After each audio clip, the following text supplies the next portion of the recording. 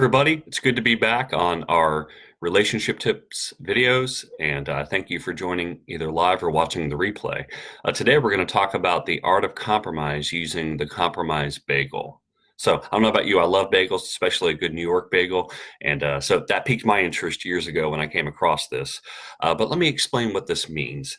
So when we're talking about forming a compromise, we're really discussing how two people's needs that seem to collide can actually coexist. So here's a common example of a need for compromise that I see.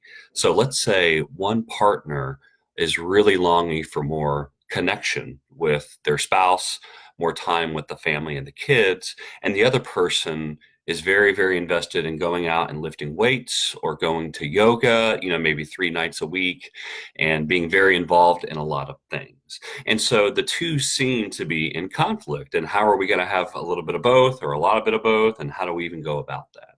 So using the compromise bagel is a method for solving that difference. In most cases, a compromise can be reached in a healthy relationship.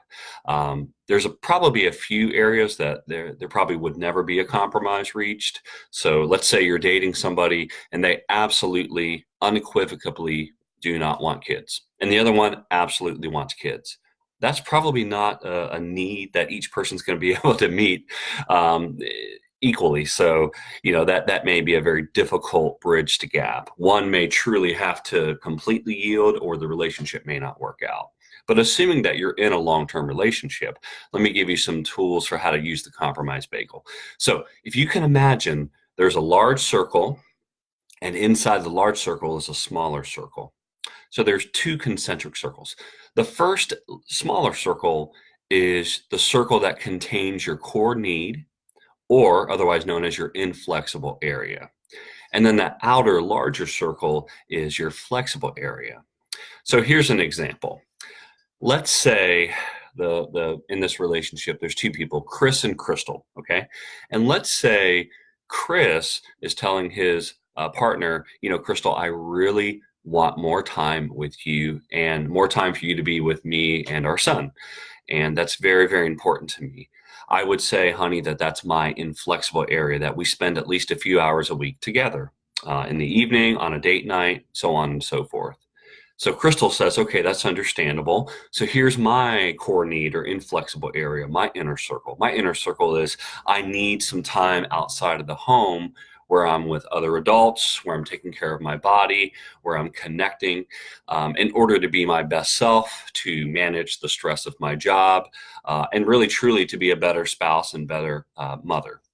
So that's my inflexible area. Okay. So where are those flexible areas in that discussion? Well, let's say Chris says, my flexible area is really the night of the week that this happens, even the location. I'm very flexible on that as long as we're spending a few hours a week together. And then Crystal might say, okay, well, my flexible area would be, I think I could probably let go of the PTA position that I have next year, and maybe I can stop going to that weekly book club so that I'm carving out some time to create some margin for us to spend together as a family.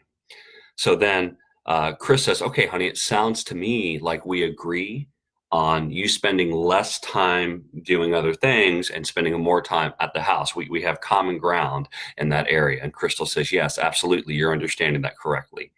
So that's an example of using the compromise bagel. So remember, real quick to recap, that inner circle is the area of inflexibility, your core need, the thing that you can't budge on, okay? She really needed to get out of the house a couple nights a week, and he really wanted and needed, and of course their son needed to have some family time every week.